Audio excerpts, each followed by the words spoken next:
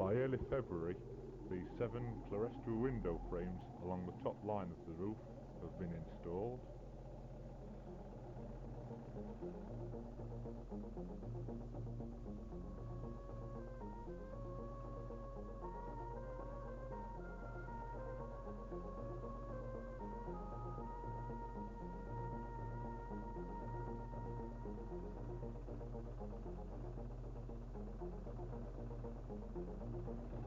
And a week or so later, the spaces between the frames have been filled in. No glass in yet.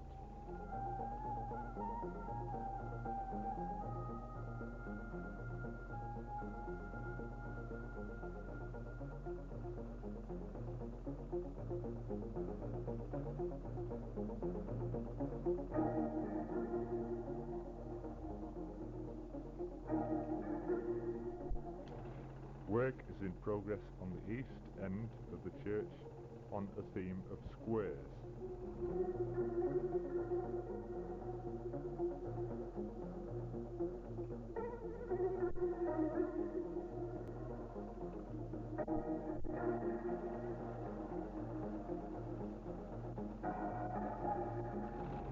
For the moment, temporary glass in the window frames.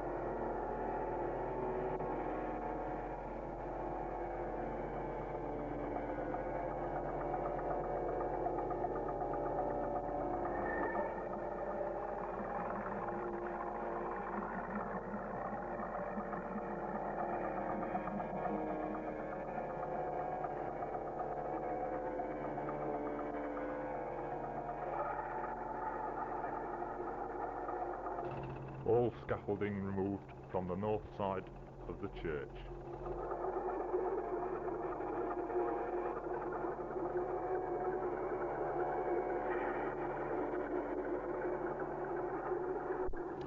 At the beginning of April, the new south doorway is being assembled for the lower roof section to be started. So 7 months since rebuilding work started, the church is taking shape, slowly but surely.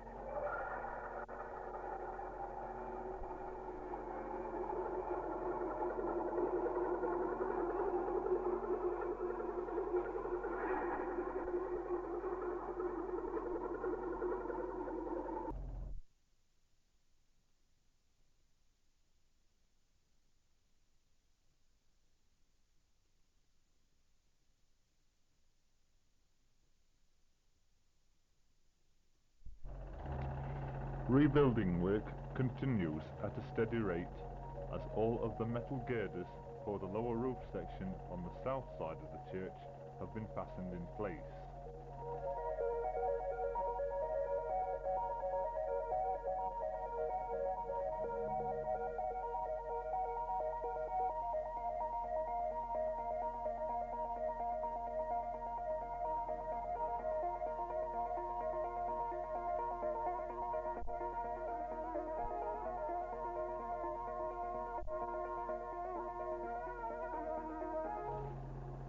May Day bank holiday of 1982, the church is open to allow the public to see how the church will look inside.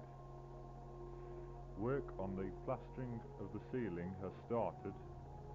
A book has been sealed up in the roof containing names of everyone who has bought a tile for 50 pence, along with other bits of information about Tina in 1982. Plenty of interest for everyone to see, as a rough guide shows what is going to be done where.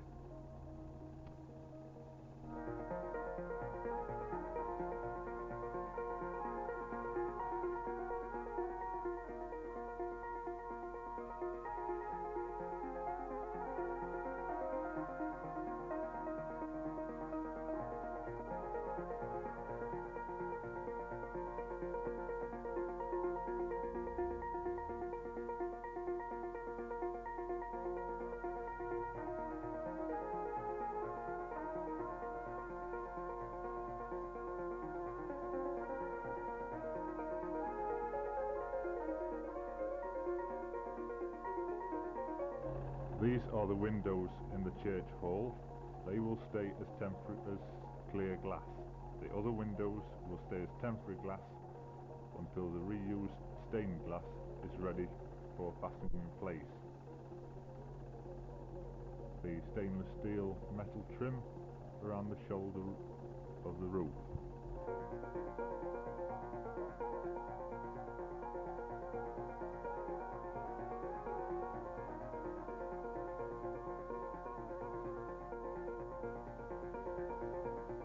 The wooden spars on the lower roof have all been fastened, the arch of the south doorway taking shape, and most of the surrounding stonework is finished on the east wall.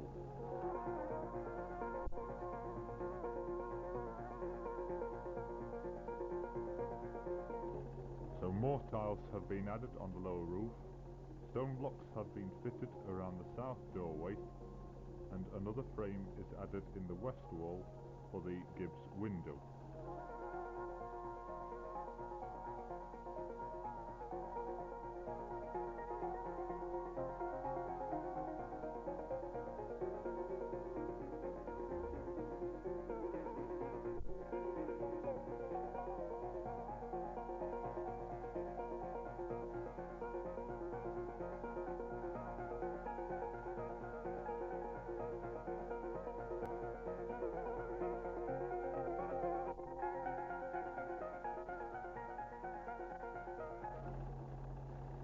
To avoid possible damage in demolition and rebuilding, the clock mechanism, chimes and bells were stopped. Now in September, the clock, chimes and bells are working once again.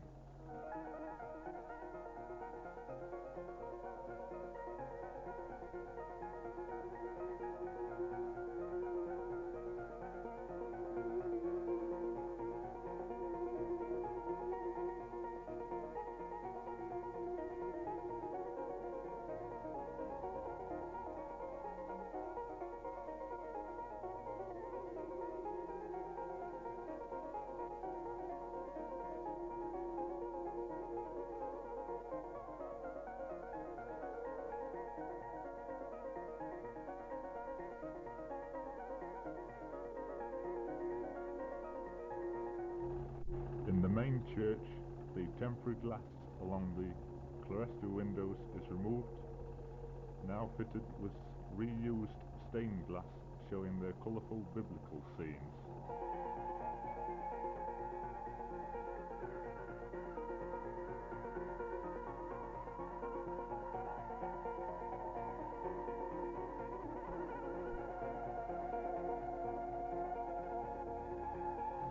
In the west wall between the new south doorway and the tower, the Gibbs window is completed.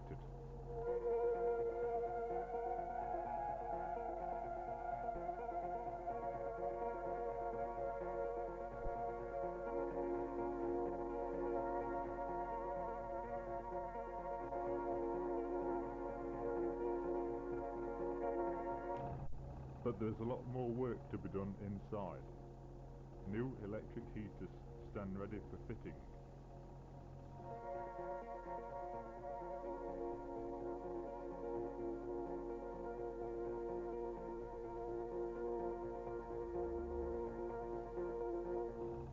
The font is replaced in its original position.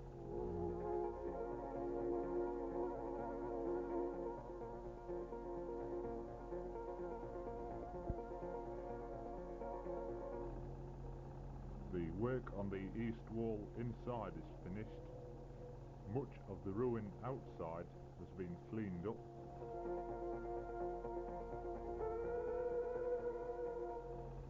While on the south wall, the large window is again installed with temporary mottled glass.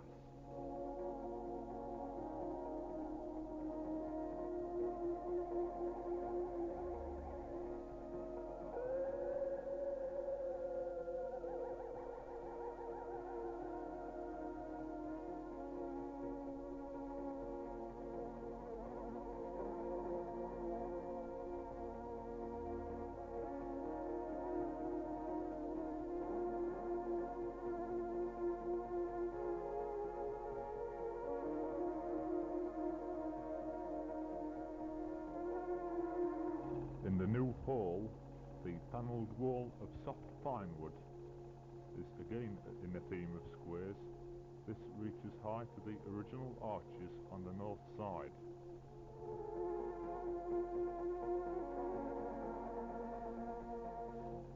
The stairway to an upper floor is half finished, as are the new toilet facilities.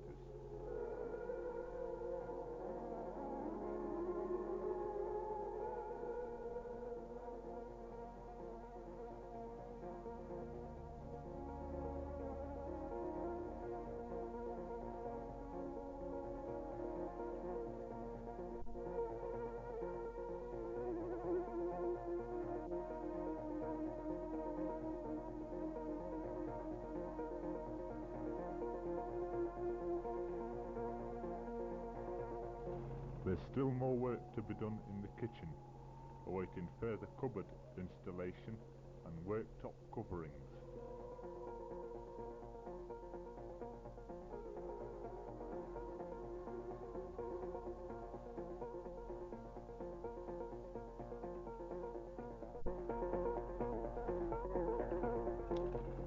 A few weeks later, kitchen installation work is done. Full kitchen services now available for refreshments, like any household kitchen.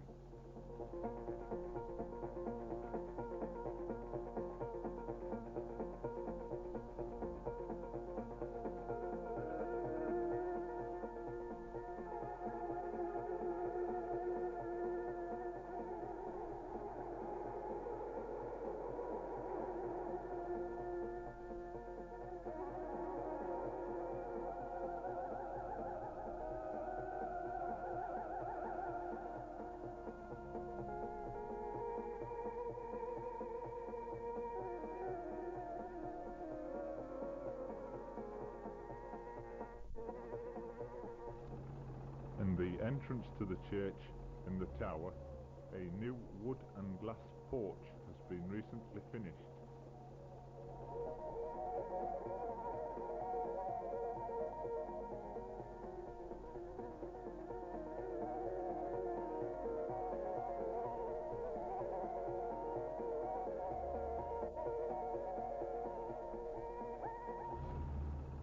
The doorway in the corner leading to the tower staircase.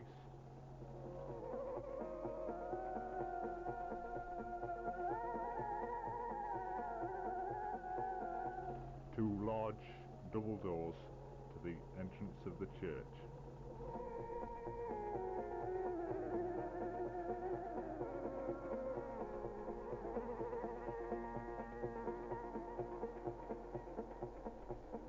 The 6 electric heaters have now been connected up. It's a lot warmer now. 4 in the main church, 2 in the church hall.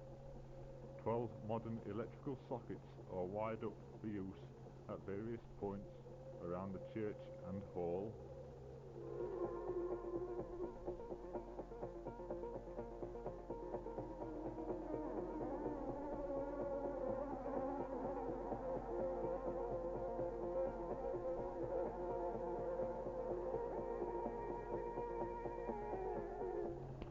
while 8 floodlights and 12 adjustable spotlights add another touch of brilliance.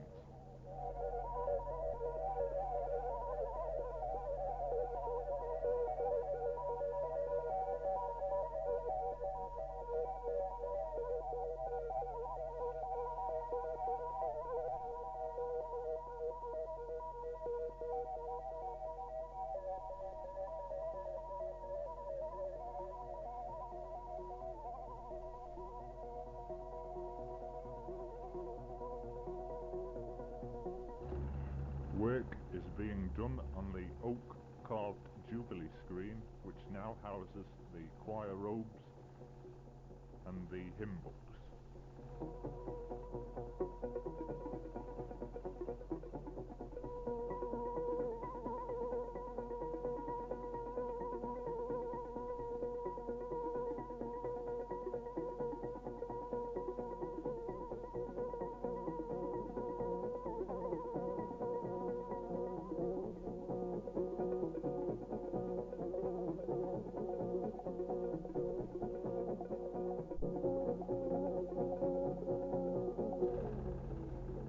Church members have been hard at work on 6 large murals showing different things of Heanor: buildings, industry, leisure activities, all using bits of cut-out newspapers and magazines.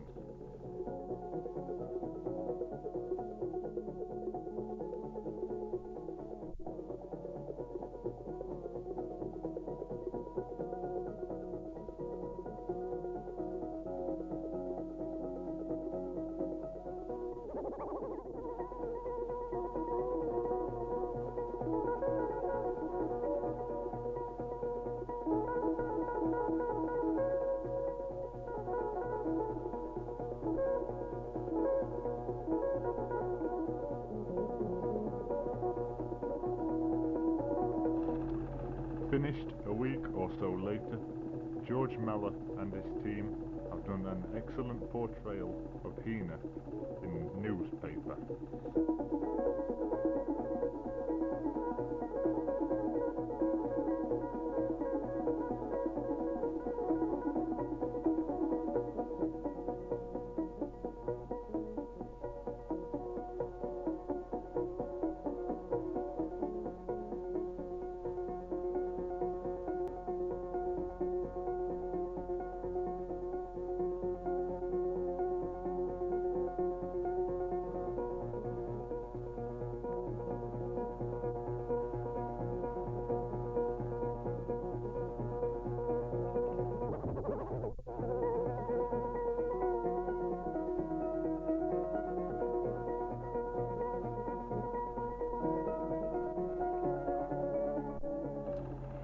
A view from upstairs shows how the wooden panelling has been fitted up to the stone walls.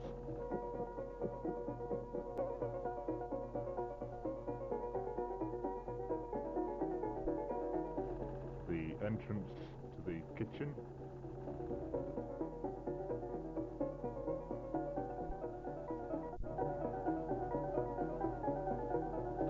And from the kitchen are 2 serving hatches, one here to the church hall, the other hatch to serve the church.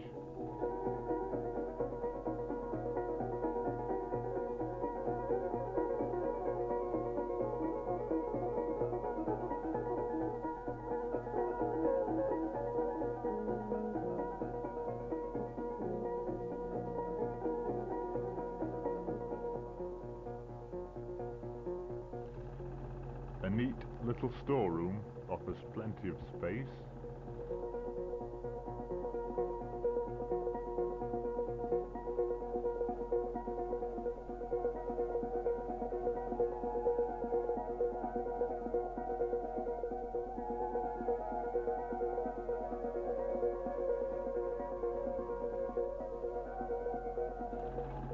Up the stairs to an upper level floor where there is more storage space and a meeting room. Here interesting views through the windows into the church can be obtained.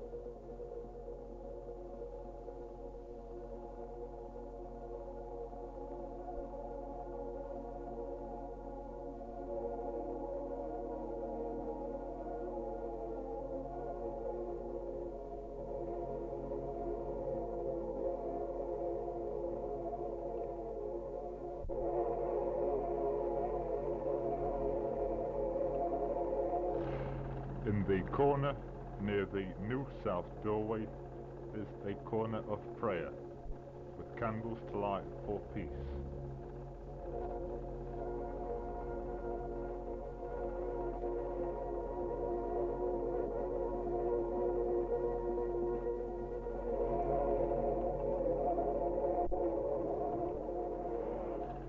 Given by Miss Gertrude Bickerstaff in 1973, the sanctuary lamp reminds us of God's presence always with us everywhere.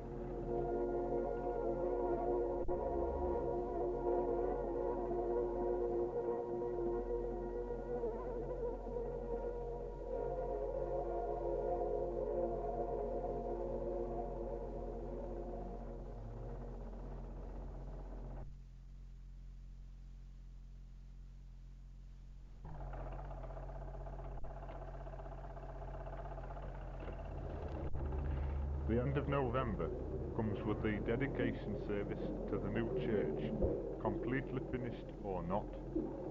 The Bishop of Derby, the Reverend Cyril Bowles, giving the words of dedication.